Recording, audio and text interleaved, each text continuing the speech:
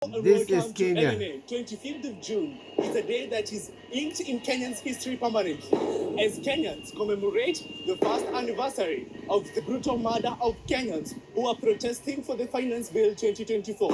And today, Kenyans who are only protesting peacefully, commemorating their fallen soldiers, have been continue to face terror from police who continue to raid them with tear gas canisters, water cannons, as they protest peacefully, as articulated in the Article 37 of the Constitution. Keep it LNN as we continue to update you on what's happening in the Nairobi streets, as these streets, which are normal, busy, and bustling, have turned into chaos. Articulated in the Article 37 of the Constitution. Keep it LNN as we continue to update you on what's happening in the Nairobi streets, as these streets, which are normal, busy, and bustling, have turned into chaos.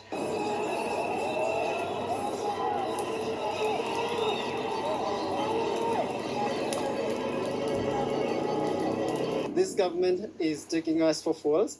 They promised to compensate all those, who lost their lives, who lost their properties and all that. And also they promised to do better, but that has not happened. We're still seeing a lot of expenditure. We're still seeing them, allocating money for State House and all that. Yet the common mwananchi, there's no medicine, the education is that very expensive. So the reason I stay back to the streets today is to remind them that we want things done the right way. Have you seen any change since the June 25th protest? Honestly, no. They did a few things, a few days after the June 25th, but they've gone back to factory setting, and that's what actually is, making us very angry, because they promise one thing and then they do the other thing.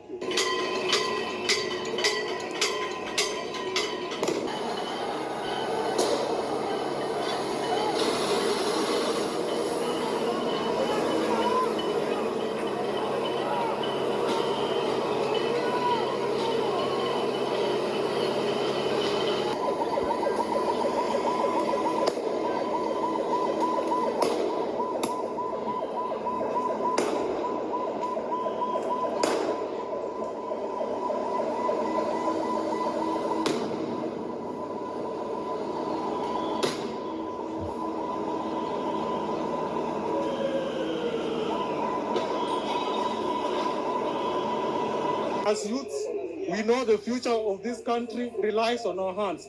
So today tumejitolea kwanza kukumbuka wenzetu wale ambao waliuawa kwa njia isiyofaa. We are here. If it is a matter of death, we are willing to die. But justice must be done. Kenya must be a conducive place for everyone. And as comrades of this country, it is a decision we have made. I'm fighting for the people who are fighting and got shot. I'm fighting for the kind of regime that is there and is making everyone and each and every person poor. We are here on the streets because one of the things that we want to show them is that we did not put them there for them to steal from us and kill us. We are human beings. They have children, they have mothers, they have fathers. But they're here fighting us because we are fighting for what we are supposed to fight for. Okay. Yeah, and despite all the pledges and promises the government made 1 year ago, have you seen any changes so far? Everything has been a lie. Nothing has changed. Everything has been a lie, and it has gone down in a bad way. And we are here to fight this poor governance. The police are killing people. We are here to fight the killing of the people, the extrajudicial killing, the corrupt government. There's nothing we are getting absolutely out of this government. We are youths, but yet tunahangaika, tunateseka because we have to look for, lazima tutafute, unatafuta kitu hakuna, ukipata unanyang'anywa. So we are just fighting off this government. Hatutaki hata one term issue, it's just a half term. We are here only to seek for justice. We are not here to cause any chaos. We are harmless, and the police should also consider that. Yeah, and we hope at the end of the day, justice will be served.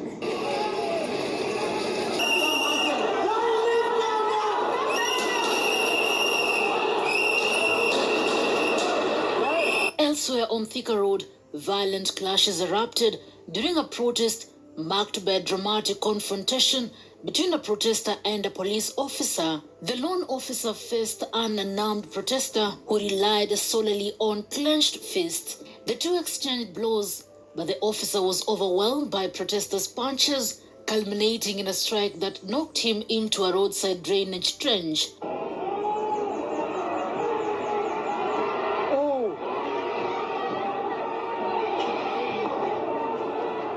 The The incident unfolded despite President William Ruto's calls for peace as tensions between police and protesters escalated sharply.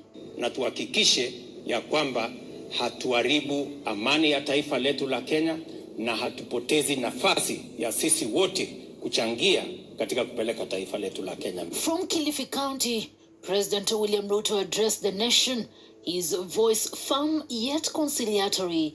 He warns against violence and vandalism, urging Kenyans to protect their nation. Hata wale wako na maoni tofauti, hata wakati wa maandamano, pia tuhakikishe ya kwamba maandamano yale yasiwe ya fujo, yasiwe ya kuharibu mali, yasiwe ya kuharibu amani katika taifa letu la Kenya, kwa sababu hatuna taifa lingine ambalo tutahamia mambo yakiharibika hapa. Sisi taifa letu la Kenya ndio hili, na ni nafasi yetu na ni wajibu wetu kuhakikisha ya kwamba tunalinda amani ya taifa letu la Kenya na yale yote tunayafanya yawe chini ya sheria. His plea for unity comes at a critical moment. Protesters have made their way along State House Road with tensions rising over what their next move might be.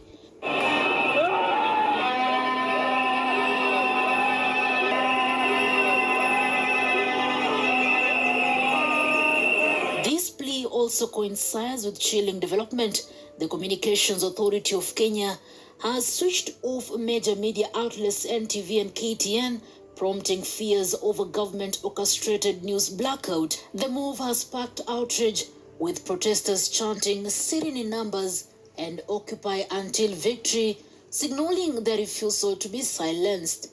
As tear gas clouds Nairobi's central business district, unconfirmed reports of casualties emerge, echoing the violent crackdowns of 2024. National Police Service Commission has called for police restraint, urging officers to uphold professionalism even under provocation. Yet, human rights groups like Amnesty International and the Kenya Human Rights Commission report police using batons and live ammunition, with the KHRC slamming Ruto's regime for repeating the oppressive tactics that sparked last year's unrest. Opposition leaders joined the fray, amplifying the protesters' demands. Kalonzo Musyoka and Eugene Wamalwa laid wreaths outside Parliament to honor those killed last year. Greetings, all. Greetings. This has caused me to have a heavy heart today.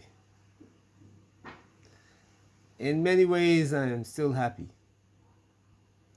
because the youth are standing up, are making their voice heard, are saying, "We will not allow you to squander our wealth while we suffer."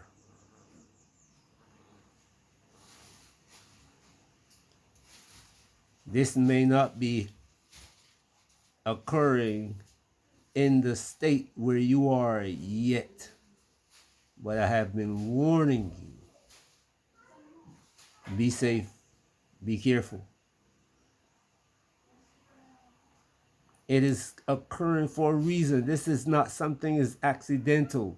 And for the past 3 years, I've been warning African leaders, you have a problem that if you don't get up, I've been telling the young youth to get rid of those old people, stop them from stealing so that you can get your education, your health care,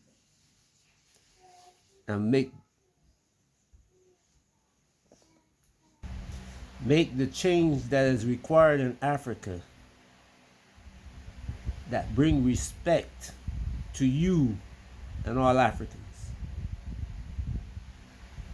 You in the diaspora, I don't know what to say of you.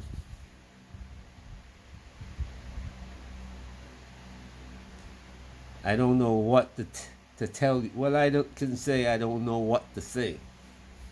I do know what to say. But there's a time and a place for everything. Always have been and always will be. I've been talking to you about what you should be doing. And I hope you are listening. Holding down your head like I heard some of you say, and how everything is great from behind the walls with the barbed wire.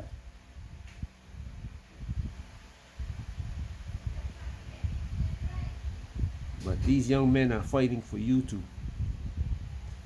What are you doing to help them? Peace.